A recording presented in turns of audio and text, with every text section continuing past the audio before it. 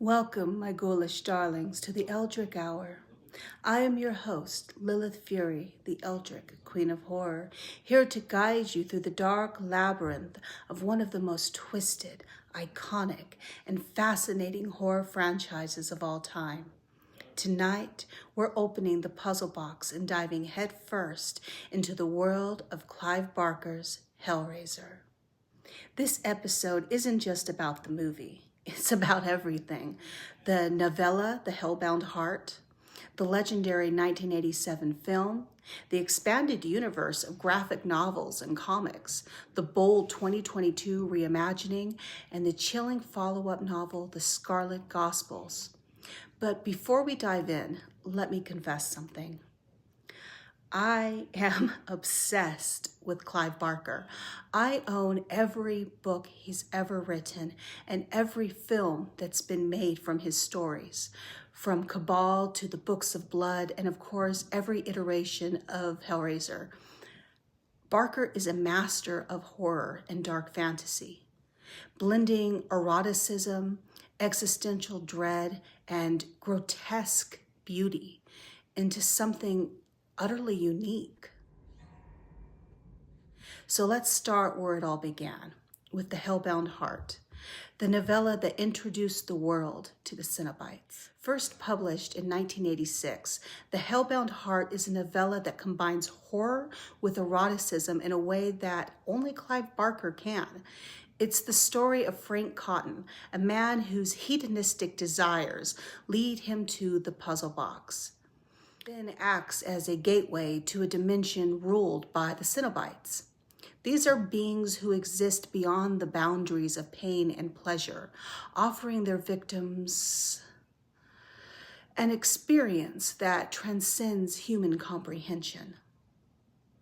What makes The Hellbound Heart so compelling is how it explores the darker side of human desire. Frank isn't just a victim, he's complicit. His greed and lust drive the story.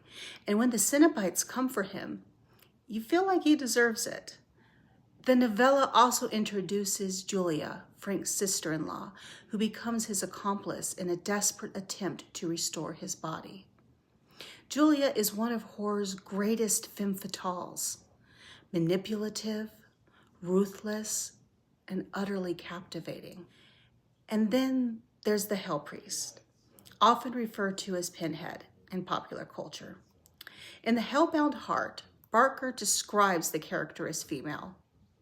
Not it, he now saw, but she.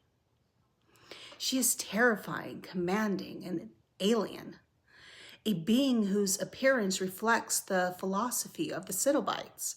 Her body is adorned with scars, her presence otherworldly. The novella makes it clear that the Cenobites are not inherently evil. They are explorers of sensation, fulfilling the bargain made by those who opened the box. In 1987, Clive Barker decided to adapt his novella into a film, marking his directorial debut. Let's take a moment to appreciate the audacity of that. Barker had never directed a film before, yet he delivered one of the most iconic horror movies of all time. The plot of Hellraiser stays largely faithful to The Hellbound Heart, but with some notable changes. Kirsty Cotton, for example, is reimagined as Larry's daughter rather than just as a friend, giving her a stronger connection to the story's central conflict. Julia's role as the villainess remains intact, and Claire Higgins delivers a phenomenal performance. Her obsession with Frank and her willingness to kill for him make her one of the most complex characters in horror cinema. And then there's the Hell Priest, played by Doug Bradley. While the character was female in the novella, the film reimagines the Hell Priest as male, with Bradley delivering a performance that is equal parts chilling and commanding.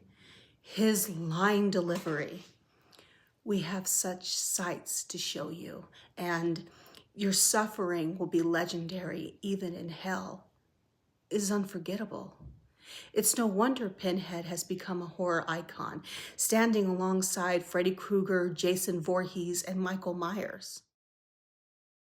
The practical effects in 1987's Hellraiser are a masterclass in grotesque artistry and body horror, solidifying the film's legacy as one of the most visually arresting horror movies of its time. From the iconic scenes of Frank's resurrection, where his body is reassembled in a gooey, visceral display of sinew and bone, to the intricate designs of the Cenobites, every effect is painstakingly crafted to evoke both awe and disgust.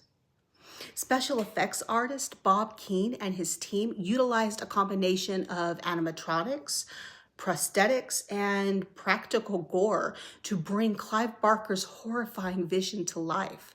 The Cenobites' designs, with their mutilated flesh and sadomasochistic aesthetic, reflect the film's themes of pain, pleasure, and transformation, making them unforgettable horror icons. These effects were not just visual, they were tactile, with raw, organic quality that CGI can rarely replicate.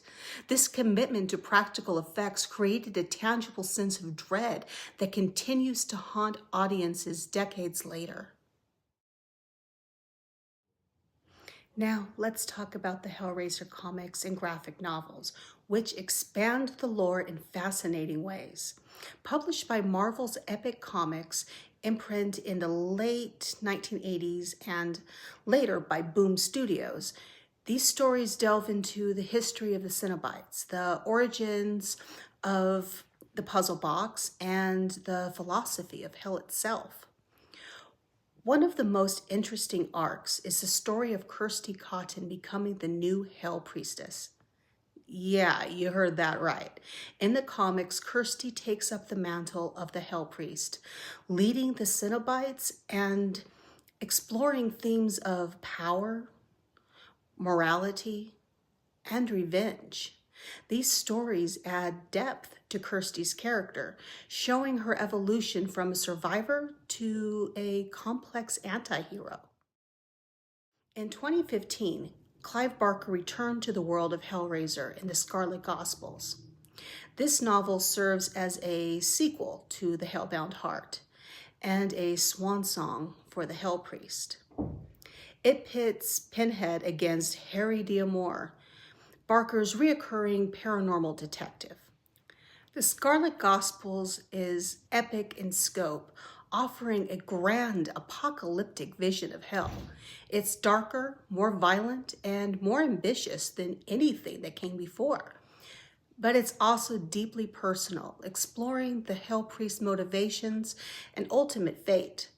While opinions on this novel are divided, I believe it's a fitting end for one of horror's most iconic characters. When the 2022 Hellraiser was announced, I was cautiously optimistic. After all, the franchise had been through some rough patches. But when Clive Barker regaining creative control, I had hope. And let me tell you, the film did not disappoint. Jamie Clayton's performance as the Hell Priest is phenomenal. She brings an ethereal, unsettling energy to the role, capturing the character's otherworldly nature. The new design for the Cenobites are breathtaking, organic, intricate, and truly alien. The film stays true to Barker's vision while introducing fresh elements. Of course, the backlash was inevitable. So many people were angry about the Hell Priest being a woman, calling it woke. As if saying, oh no, the Cenobites are all genderless. Okay, they're non-binary and that's supposed to be less woke. But as I said, in the original novella, the Hell Priest was female. The 2022 film is not a gender swap, it's a return to Barker's original vision. And there you have it, my ghoulish darlings. A journey through the dark, twisted world of Hellraiser. From the pages of the Hellbound Heart to the iconic 1987 film to the expanded universe of comics and the bold 2022 reimagining, this franchise remains a cornerstone of horror.